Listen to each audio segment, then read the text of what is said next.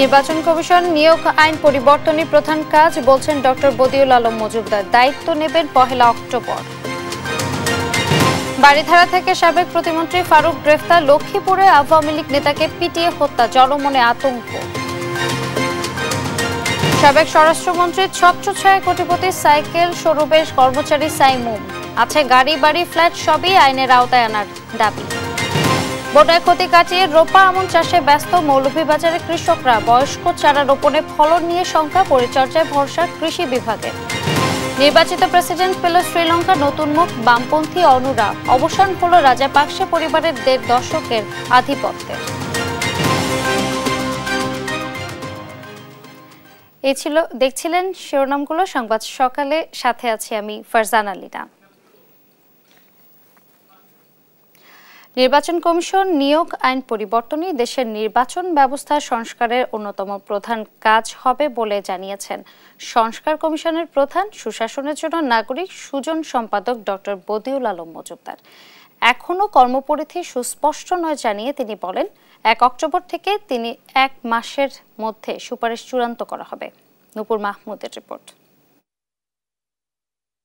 1 October থেকে দায়িত্ব নিচ্ছেন নির্বাচন ব্যবস্থা সংস্কার কমিশনের প্রধান ডক্টর বদিউল আলম মজুমদার। স্বৈরাচার হাসিনার সরকার পতনের পর দায়িত্ব গ্রহণ করা অন্তর্বর্তী সরকারের মূল লক্ষ্য রাষ্ট্রের বিভিন্ন প্রতিষ্ঠানে সংস্কার আনা। এরই ধারাবাহিকতায় সম্প্রতি জাতির উদ্দেশ্যে দেওয়া ভাষণে 6টি সাংবিধানিক প্রতিষ্ঠান সংস্কারের কমিশন গঠনের কথা জানান প্রধান উপদেষ্টা ডক্টর মোহাম্মদ ইউনূস। এর মধ্যে নির্বাচন ব্যবস্থা সংস্কার কমিশনের প্রধান হিসেবে ডক্টর বদিউল আলম মজুমদারের নাম ঘোষণা করা হয়। তবে পুরো কমিটিতে কারা থাকবেন তা এখনো নির্ধারণ করা হয়নি। এ বিষয়ে ডক্টর বদিউল আলম মজুমদার বলেন, কয়েকজনের একটি তালিকা তৈরি করা হচ্ছে।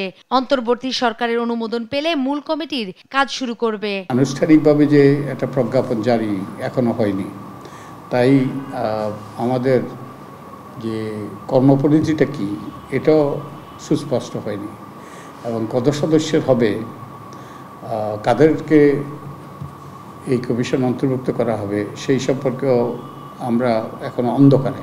প্রধান উপদেষ্টার সাথে তার সম্মতিক্রমেই এই কমিশন গঠিত হবে। কাজ শুরুর 3 মাসের মধ্যে কর্মপরিকল্পনার একটি রিপোর্ট প্রস্তুত করা হবে বলেও জানান এই বিশেষজ্ঞ। কমিশন ঘুরতে হয়নি, কমিশন ঘুরতে হইলে সবার সাথে আলাপের ভিত্তিতে এগুলো চূড়ান্ত হবে, এবং আমরা যে 1 তারিখের পরে আমরা হয়তো একটা রোডম্যাপ তৈরি করব। রোডম্যাপ তৈরি করে আমরা 3 মাসের মধ্যে যাতে কাজটা সম্পন্ন করা যায় সেই পদক্ষেপ নেব। তিনি বলেন, কমিশনের নিয়োগ আইন পরিবর্তন করাই দেশের নির্বাচনী ব্যবস্থা সংস্কারের অন্যতম প্রধান কাজ। আমরা যেটা আশা করছি যে আমরা এই 3 মাসের মধ্যে আমরা একটা সুপারিশপালা তৈরি করব, এবং কতগুলো সুস্পষ্ট সুনির্দিষ্ট সংস্কারের কথা আমরা সংস্কারের বিষয়ে আমরা চিহ্নিত করব, এবং হয়তোবা আমরা কয়েকটা আইনেরও সংস্কার করে দেব। গেল 5 আগস্ট শেখ হাসিনা পদত্যাগ করে দেশ ছেড়ে পালালে নির্বাচন কমিশনের কর্মকর্তাদের পদত্যাগের দাবি ওঠে। দাবি মেনে 5 সেপ্টেম্বর পদত্যাগ করেন সিইসি সহ 5 কমিশনার।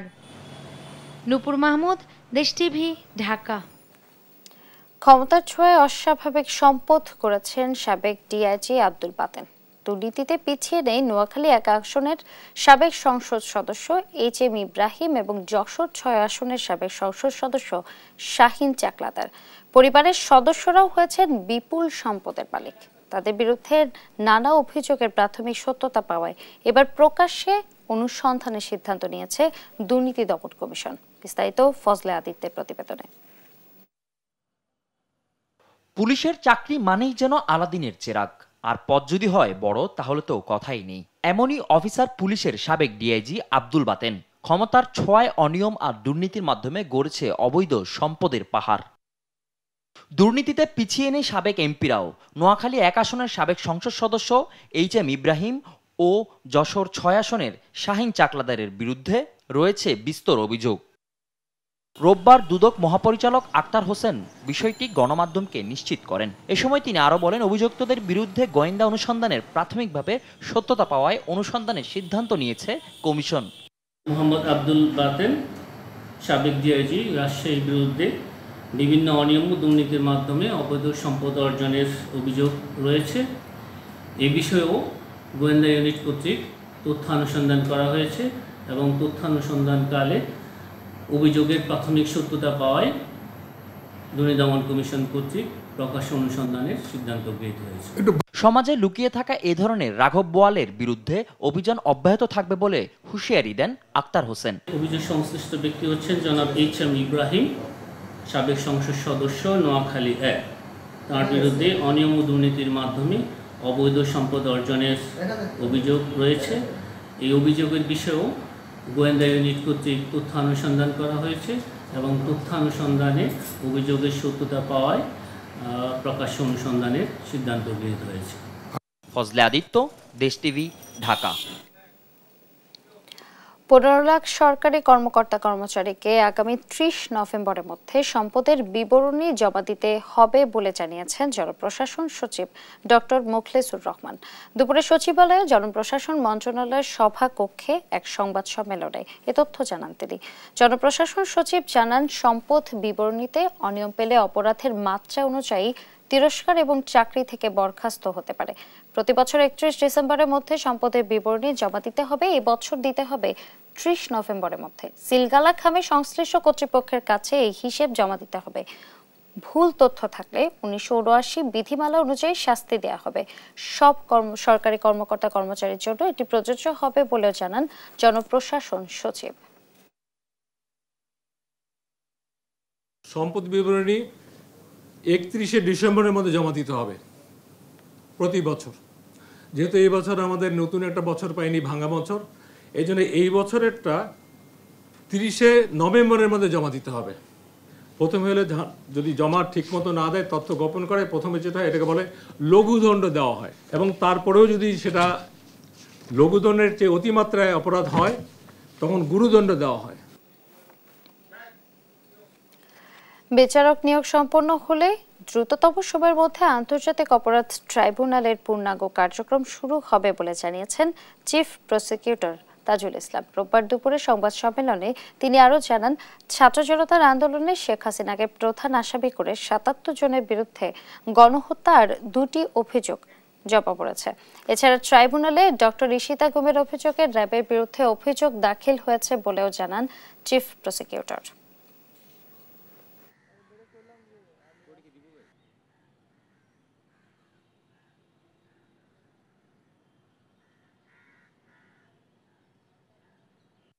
কিন্তু আমাদের যে তদন্ত এবং প্রসিকিউশনের কাজ, অভিযোগগুলোকে একসাথে নিয়ে আমরা যে কোর্টের কাছে, যেমন ধরুন আগামীকালকেই যদি কোর্টটা বসে, কোর্টের কাছে তো আমাকে একটা পিটিশন ফাইল করব যে আমার কাছে প্রাপ্ত যে সমস্ত অভিযোগ আছে তার ভিত্তিতে আমি একটা অভিযোগ ফাইল করব।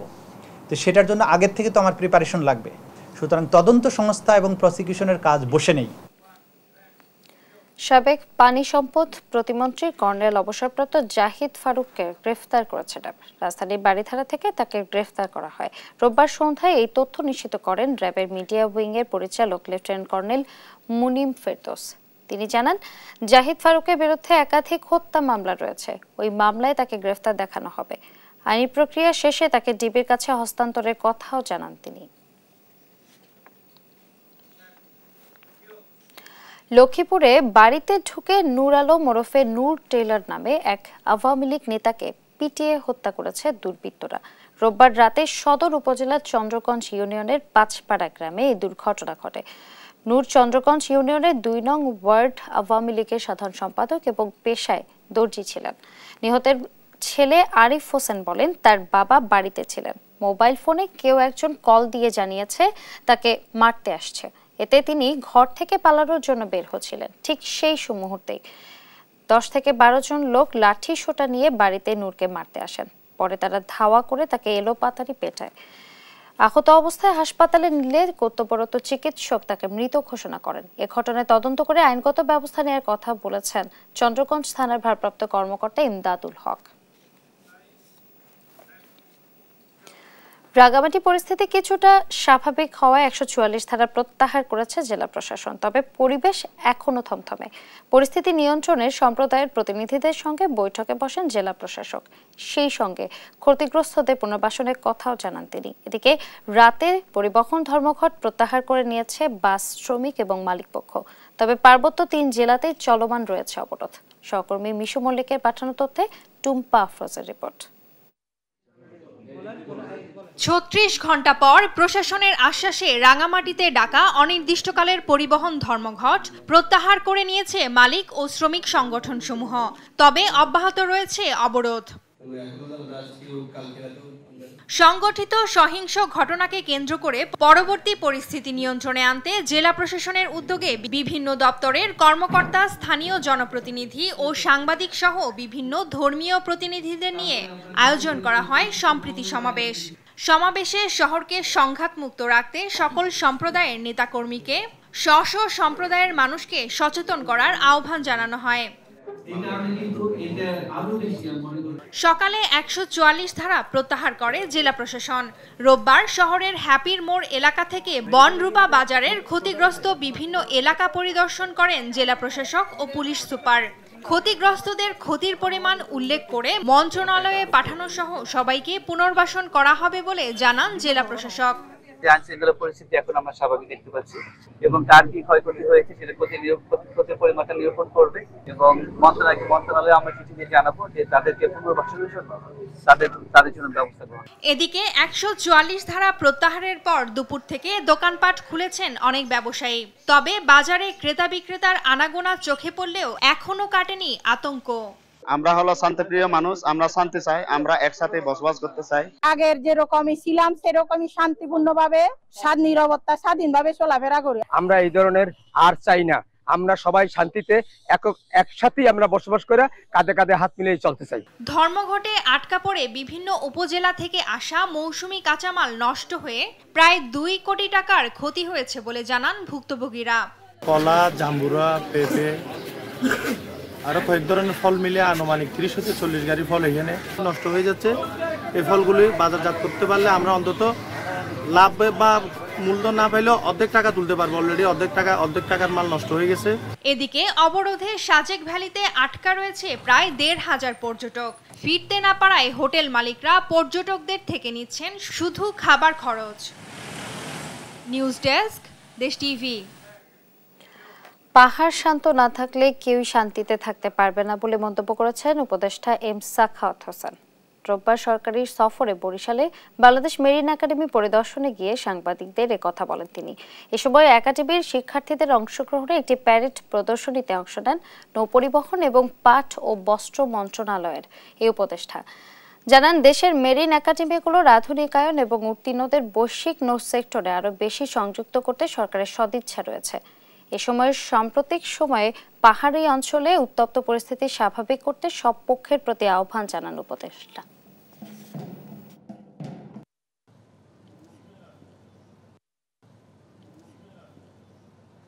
সৌহার্দ্যতা বজায় রাখতে হলে যারা অপাহাড়ি আছে তাদেরকে বুঝতে হবে যে পাহাড়িদের বেদনা এবং দুঃখটা, এবং তাদের সাথে ইন্টারাকশনটা লোকালি যদি না হয় তাহলে খুব ডিফিকাল্ট হবে।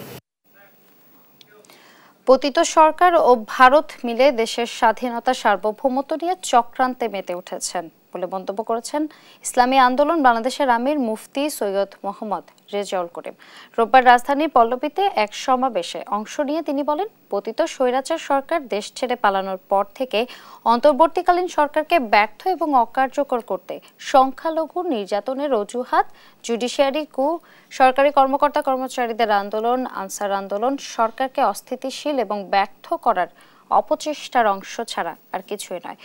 এখন নতুন করে পার্বত্য চট্টগ্রামে মোটর সাইকেল চুরির মতো সামান্য ঘটনাকে পুঁজি করে সংঘাত সংঘর্ষের মাধ্যমে পাহাড় অস্থিতিশীল করে তোলা হচ্ছে। ইসলামী আন্দোলনের আমির বলেন, পার্বত্য চট্টগ্রামে সংঘাত এবং সংঘর্ষকে কেন্দ্র করে সম্প্রতি চাকমারা ভারতের প্রধানমন্ত্রী নরেন্দ্র মোদীর কাছে চিঠি লিখে দেশদ্রোহের কাজ করেছে।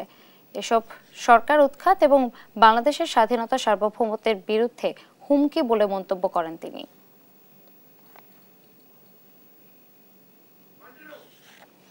অভিন্ন নদীর পানির ন্যায্য হিস্সার বিষয়ে নীরব থাকার সময় শেষ হয়ে গেছে বলে মন্তব্য করেছেন পরিবেশ উপদেষ্টা রিজওয়ানা হাসান। বলেন, নদীর পানি কেবল রাজনৈতিক না, এটি কূটনীতি এবং অর্থনীতিও। রোববার ফেনীর পরশুরামের নিজ কালিকাপুর এলাকায় বন্যায় ভাঙন কবলিত বল্লামুখী বাঁধ পরিদর্শন শেষে তিনি কথা বলেন। উপদেষ্টা বলেন, ভারতের সঙ্গে 54টি অভিন্ন নদী রয়েছে, সবগুলোর পানি নিয়েই সমস্যা চলছে। ফেনী মানুষের জন্য বন্যা আকস্মিক সমস্যা হলেও তিস্তা পারে মানুষকে প্রতি বছরই বন্যা মোকাবিলা করতে হয়।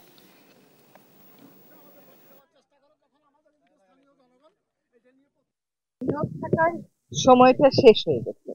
সরকারি পর্যায়ে যদি কোনো নীরবতা থেকে থাকতো, যদি কোনো নিষ্ক্রিয়তা থেকে থাকতো, সেই দিনটা শেষ হয়ে গেছে। তবে একটা কথা সবাইকে মাথায় রাখতে হবে যে নদীর পানি কেবলমাত্র রাজনীতি না, এটা কূটনীতিও, এটা অর্থনীতিও। ভারতের সাথে আমাদের এই সমস্যা কেবলমাত্র যে এই নদীর কেন্দ্রিক তা না, এটা কিন্তু প্রায় সকল নদী কেন্দ্রিক। দেখছেন সংবাদ সকাল। ছাত্র জনতার অভ্যুত্থানের সময় যারা গুরুতর আহত হয়েছেন তাদের উন্নত চিকিৎসা দিতে ঢাকায় এসেছে চীনের একটি জরুরি মেডিকেল টিম। চোখ ও হাড় বিশেষজ্ঞ সহ পেশাদার চিকিৎসকদের দলটিতে আছে 10 জন চৌকস চিকিৎসক। বিস্তারিত জানাচ্ছেন এনআই নাহিদ। সরকারের আমন্ত্রণে বৈষম্য বিরোধী ছাত্র আন্দোলনের সময় গুরুতর আহতদের চিকিৎসা সেবা দিতে ঢাকায় পৌঁছেছে চীনের জরুরি মেডিকেল টিম। রোববার দুপুরে চীনের শীর্ষস্থানীয় স্বাস্থ্যসেবা প্রতিষ্ঠান ওয়েস্ট চায়না হসপিটালের 10 জন বিশেষজ্ঞ চিকিৎসকের সমন্বয়ে গঠিত দলটি কুনমিং থেকে ঢাকা আসেন। দলটিকে হযরত শাহজালাল আন্তর্জাতিক বিমানবন্দরে স্বাগত জানান বাংলাদেশে নিযুক্ত চীনের রাষ্ট্রদূত ইয়াও ওয়েন।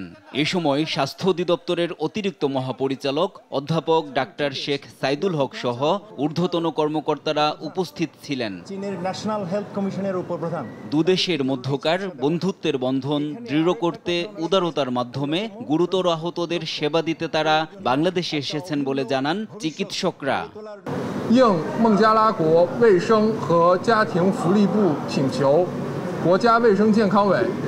এমন উদ্যোগে চীনের সঙ্গে সম্পর্ক আরও গভীর হবে বলে জানান স্বাস্থ্য অধিদপ্তরের অতিরিক্ত মহাপরিচালক অধ্যাপক ডাক্তার Sheikh Saidul Haque. I am very much thankful on behalf of the government of Bangladesh to the Chinese team and the government of the Chinese for their cooperation and their insight to provide treatment for the wounded people. বিশেষজ্ঞ চিকিৎসক দলটি ঢাকার নির্বাচিত কয়েকটি হাসপাতালে চিকিৎসা সেবা দেবেন এবং দেশের বিভিন্ন হাসপাতাল পরিদর্শন করবেন বলে জানান চীনের রাষ্ট্রদূত। To decide whether there will be more team come together to meet them to provide treatment, or we'll have some to send to China for treatment. But that is all will be decided after there's some assessment done. ছাত্র জনতার স্বৈরাচার পতন আন্দোলনে যারা গুরুতর আহত হয়েছেন তারা অচিরেই সুস্থ ও স্বাভাবিক জীবনে ফিরে আসবেন, এ আশা সবার। এনআই নাহিদ, দেশ টিভি, ঢাকা। দেখছেন সংবাদ সকাল। ঢাকা বিশ্ববিদ্যালয় থেকে জন্ম হয়েছে ছাত্র শিবিরের, কাজেই নতুন করে প্রকাশ্যে আসার কিছু নেই বলে মন্তব্য করেন সংগঠনটির সাবেক কেন্দ্রীয় সভাপতি ডক্টর শফিকুল ইসলাম মাসুদ। রোববার রাজধানীর চুরাইন এলাকায় গণঅভ্যুত্থানের শহীদ পরিবারকে আর্থিক সহযোগিতা প্রদান অনুষ্ঠানে একথা বলেন তিনি। এসবের সংকটাপন্নতায় দ্রুত দেশের বাইরে নিয়ে চিকিৎসার আহ্বান জামায়াতে ইসলামী নেতাদের। হাসান মাহমুদের প্রতিবেদন। জাতিকে নতুন বাংলাদেশ উপহার দেয়া শহীদদের স্মৃতি আগলে রাখতে চায় বাংলাদেশ জামায়াতে ইসলামী। পরিবারের অবলম্বন হতে থাকতে চায় পাশে। বৈষম্য বিরোধী আন্দোলনে রাজধানীর জুরাইন এলাকায় শহীদ হওয়া ছাত্র জনতার পরিবারের সঙ্গে মতবিনিময় সভার আয়োজন করে ঢাকা মহানগর দক্ষিণ। দেয়া হয় আর্থিক সহযোগিতা। এ সময় নির্মমভাবে শহীদ হওয়া পরিবারের সদস্যদের কথা তুলে ধরেন স্বজনরা। ভারী হয়ে আসে চারপাশের পরিবেশ। হাসিনা সরকারের আমি তাদের সবাই এবং স্বরাষ্ট্রমন্ত্রী এবং সেতুমন্ত্রী ওবায়দুল কাদের সহ সবাই যারা নির্দেশদাতা, যারা এরকম বলেছিল সুরান সাহিদ এরকম নির্দেশ দিয়েছিল, আমি সবাই বিচার চাই। আর কে হোক আমি ছাড়বো না। আমার ভাইয়ের রক্তের বিচার চাই, আমার ভাইয়ের কবরটা কোথায় এটা আমি জানি না। আমি আমার ফ্যামিলির আগার কিভাবে সামলাবো, আমি তো আমার নিজেকে সামলাতে পারি না। অনুষ্ঠানে জামায়াত নেতারা বলেন, শহীদ পরিবারকে আর্থিকভাবে প্রতিষ্ঠিত করতে না পারলে ব্যর্থ হবে গণ অভ্যুত্থান। এ সময় সম্প্রতি ঢাকা বিশ্ববিদ্যালয় শাখার শিবির সভাপতির প্রকাশ্যে আসার প্রসঙ্গে ডক্টর শফিকুল ইসলাম মাসুদ বলেন, মর্যাদাপূর্ণ বাংলাদেশ বিনির্মাণেই কাজ করছে ছাত্র শিবির। বাংলাদেশ ইসলামী ছাত্র শিবিরা ঢাকা বিশ্ববিদ্যালয় তো পরস্পরের সাথে সম্পর্কযুক্ত। বাংলাদেশ ইসলামী ছাত্র শিবিরের যাত্রাই তো এখান থেকে শুরু হয়েছে। বাংলাদেশের ইসলামী ছাত্র শিবির যেমন অহংকারের, ঢাকা বিশ্ববিদ্যালয় অহংকারের, এখান থেকে বাংলাদেশ এক অহংকারের গর্বের মর্যাদার বাংলাদেশ তৈরি করব আমরা। আন্দোলনে আহতদের উন্নত চিকিৎসার প্রয়োজনে দেশের বাইরে পাঠাতে সরকারকে আহ্বান জানান ঢাকা মহানগরী দক্ষিণের আমির। বাংলাদেশের দ্বিতীয় স্বাধীনতার অগ্রসৈনিক হিসাবে যারা জীবন দিয়েছেন, আহত হয়েছেন, এই সমস্ত পরিবারগুলোকে এস্টাবলিশ করার জন্য, তাদের কর্মসংস্থানের জন্য, তাদের প্রয়োজন পূরণের জন্য ব্যয় করতে হবে। উচ্চতর চিকিৎসার জন্য যারা সংকটাপন্ন, বেশি আহত, যারা জীবন মৃত্যুর সন্ধিক্ষণে অবস্থান করছেন, তাদেরকে বিদেশে পাঠানোর ব্যবস্থা করতে হবে। এ সময় চাঁদাবাজি প্রতিরোধে সবার প্রতি আহ্বান জানান নুরুল ইসলাম বুলবুল। হাসান মাহমুদ, দেশ টিভি, ঢাকা। স্বৈরাচার শেখ হাসিনার সরকারের প্রেতাত্মা আন্তর্জাতিক এবং অভ্যন্তর দুইভাবেই দেশকে অশান্ত এবং বিতর্কিত করতে নানা ষড়যন্ত্র করছে বলে অভিযোগ করেন প্রবাসী সাংবাদিক মুশফিকুল ফজল আনসারী। রোববার জাতীয় প্রেস ক্লাবে স্বৈরাচার শেখ হাসিনা সরকারের পতনে সাংবাদিক সমাজের ভূমিকা এবং বর্তমানে করণীয় শীর্ষক এই আলোচনার সভায় তিনি কথা বলেন। অনুষ্ঠানে ছাত্র জনতার গণ অভ্যুত্থানে নিহত 5 সাংবাদিকের পরিবারকে আর্থিক সহযোগিতা প্রদান করা হয়।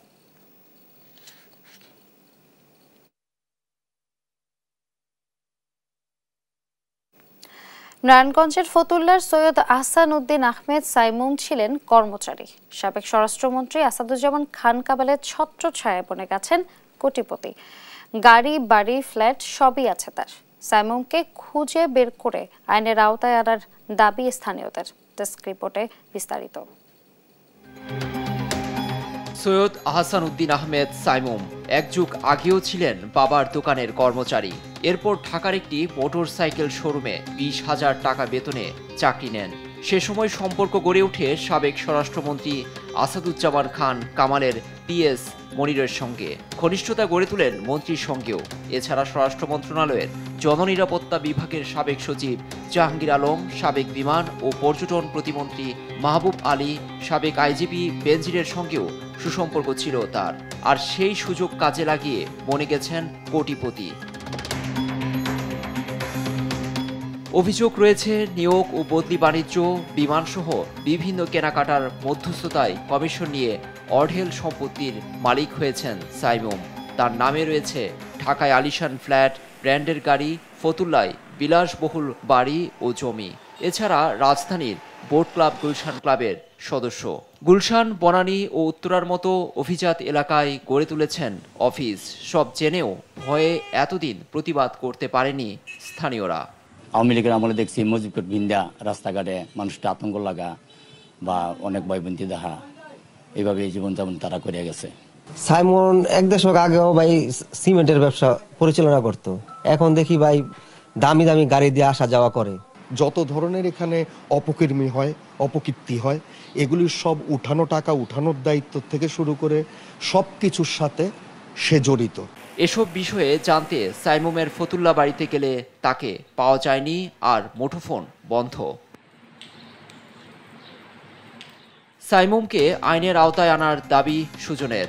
এই পুলিশের ছত্রছায়ায় এবং নানান রকমের দুর্নীতি করে নারায়ণগঞ্জের ওসমান পরিবারের সাথে লিয়াজু রেখেও বিভিন্ন রকম টাকা কামিয়েছে এমন সাইমনদের অভাব নেই নারায়ণগঞ্জ সহ বাংলাদেশে। আমরা তাদেরকে ধরে খুঁজে তাদেরকে আইনের আওতায় এনে এবং তাদেরকে দৃষ্টান্তমূলক শাস্তির ব্যবস্থার জোর দাবি জানাচ্ছি। সাইমুম সহ তার সহযোগীদের আইনের আওতায় আনা গেলে বেরিয়ে আসবে সাবেক স্বরাষ্ট্রমন্ত্রী আসাদুজ্জামান কামালের অবৈধ সম্পদের নানা হিসাব। লুৎফর কবির, নিউজ ডেস্ক, দেশ টিভি। এবছর 3বারে বন্যায় নষ্ট হয়েছে রোপা আমন। বন্যার পানি নেমে যাওয়ার পর সেই জমিতে দেরিতে হলেও রোপা আমন চাষ করে ক্ষতি কাটিয়ে উঠতে ব্যস্ত সময় পার করছেন কৃষকরা। তবে হাওর এবং নিম্নাঞ্চলে বীজতলার সংকটে পড়ে আছে অসংখ্য আবাদি জমি। সালেহ এলাহি কুটির তথ্যচিত্রে ডেস্ক রিপোর্ট। মৌলভীবাজারের মনু ও ধোলাই নদীর বন্যা প্রতিরক্ষার বাঁধ ভাঙনে কোলাউড়া, রাজনগর, কমলগঞ্জ ও সদর উপজেলার 15,200 হেক্টর রোপা আমনের ব্যাপক ক্ষতি হয়েছে। এতে কৃষকদের প্রায় 187 কোটি টাকার আমন চাষাবাদ নষ্ট হয়েছে। বন্যার পানি নেমে যাওয়ার সঙ্গে সঙ্গে ক্ষতি পুষিয়ে ঘুরে দাঁড়াচ্ছেন হাজারো কৃষক। তবে উঁচু এলাকা থেকে চড়া দামে বয়স্ক চারা কিনে আবাদের শেষ সময়ে রোপণ করাতে ফলন নিয়ে দুশ্চিন্তায় প্রান্তিক কৃষকরা। নিয়ে নিচে গিয়া নেওয়ার পরে আরবার ওখানে আমরা রোরাম ঋণ করিয়া ক্ষতিগ্রস্ত হইয়া তোমার পয়সা করি ঋণ করিয়া আনছি। ওখান যদি আল্লাহ দেয় না তার কি জানোর যদি দাম না বাড়ে তা আমরা তো মাঠে মরাত। 2বার রইছি, রোয়ার বাদে পানি মারিয়ে নিয়ে গেছি। ওখান আবার রোরাম আশ্বিন মাসের পয়লা, ওখান বুড়া আলি, ওখান দেখি ধান হইলে তো হইছে, নাইলে তো নাই। আমরা পানিয়া ক্ষতিগ্রস্ত করছে, 2বার রইছি রোয়া নিছে কি, এখন 3বার লম্বা রোয়াম তোরা উড়া আলি দিয়া। আমরা তো বুঝলাম না, এখন মনে বুঝেন না, বাচ্চা কাচ্চা তো পাল্টাং হইব। আমরা তো কোনো খাবো না, আমরা কৃষক মানুষ, আমরা কেউ নিত না। এখন আমরা বয়স হয়ে গেছে গিয়া, আমরা এছাড়া সাথে কোনো উপায় নাই। এখন আমরা 3 নম্বর বার আমরা ররাম, কিন্তু জানি না এখন ধান হইব কিনা না, সময় গেছে গিয়া। যাই পাই যদি ধানের দামটা বাড়তে থাকে আমরা সাধারণ কৃষকরা কিছু লাভবান হইব। কৃষি বিভাগ বলছে দেরিতে রোপণে সঠিক পরিচর্যায় ভালো ফলন পাওয়া যাবে। কৃষক ভাইরা রোপণের কাজ করতেছে, যদিও দেরিতে করছে, তবুও বেশি পরিমাণে সার এবং অন্যান্য উপকরণ দিয়ে আমরা সহায়তা করে যাচ্ছি। ইনশাল্লাহ কৃষক ভাইরা ভালো ফলন পাবে বলে আশা করছি। চলতি মৌসুমে 1,01,350 হেক্টর জমিতে আমন চাষের লক্ষ্যমাত্রা নির্ধারণ করা হয়েছে। মাজহারুল ইসলাম, নিউজ ডেস্ক, দেশ টিভি। দেখছেন সংবাদ সকাল। আন্তর্জাতিক প্রসঙ্গ। শ্রীলঙ্কার নতুন প্রেসিডেন্ট নির্বাচনে নির্বাচিত হয়েছে ইতিহাস করলেন বামপন্থী নেতা অনুরা কুমারা দিশানায়েকে। ভঙ্গুর অর্থনীতি পুনরুদ্ধারে নবনির্বাচিত প্রেসিডেন্টের উপর আস্থা লঙ্কানদের। এর মধ্য দিয়ে তরুণরা দেশের গড়ার সুযোগ পাবে বলে আশাবাদী তারা। এদিকে নির্বাচিত হয়ে দেশকে এগিয়ে নিয়ে যেতে কাজ করার অঙ্গীকার করেছেন তিনি। আরো জানাচ্ছেন আফরিন মৌ। নানা জল্পনা কল্পনার অবসান ঘটিয়ে শ্রীলঙ্কার নতুন প্রেসিডেন্ট হিসেবে নাম ঘোষণা করা হয় বামপন্থী রাজনীতিক ও ন্যাশনাল পিপলস পাওয়ার এনপিপি এয়ারলাইন্সের প্রার্থী অনুরা কুমারা দিশানায়েকের। এর পরপরই আনন্দ উদযাপনে রাস্তায় নেমে আসেন সাধারণ মানুষ। ভঙ্গুর অর্থনীতি পুনরুদ্ধারে নবনির্বাচিত প্রেসিডেন্টের উপর আস্থা লঙ্কানদের। আমরা আমাদের কমরেডদের যা বলেছি তা হলেও একটি দল হিসেবে কাজ করুন, এই দেশকে সংকট থেকে তুলে নিন এবং উন্নয়ন করুন। আমরা এই নতুন প্রেসিডেন্টের জন্য যে কোনো ত্যাগ স্বীকার করব।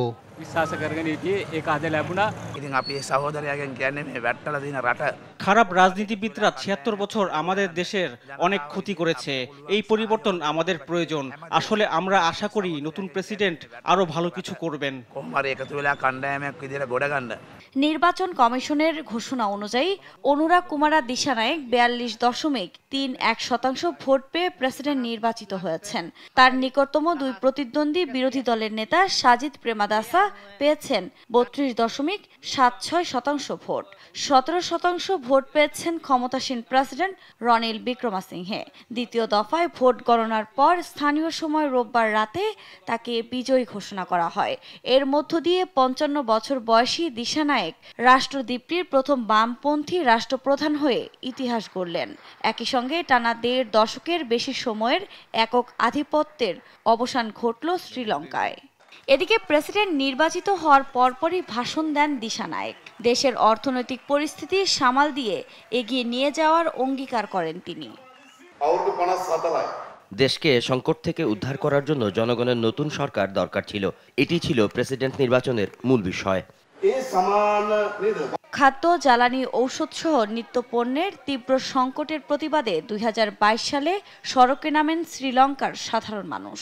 এক পর্যায়ে বিক্ষুব্ধ হাজারো মানুষ ঢুকে পড়েন তৎকালীন প্রেসিডেন্ট গোতাবায়া রাজাপাকসের বাসভবনে। গোতাবায়া দেশ ছেড়ে পালালে রনিল বিক্রমাসিংহকে প্রেসিডেন্ট নির্বাচিত করে দেশটির পার্লামেন্ট। আফরিন মৌ, নিউজ ডেস্ক, দেশ টিভি। দেখছেন সংবাদ সকাল।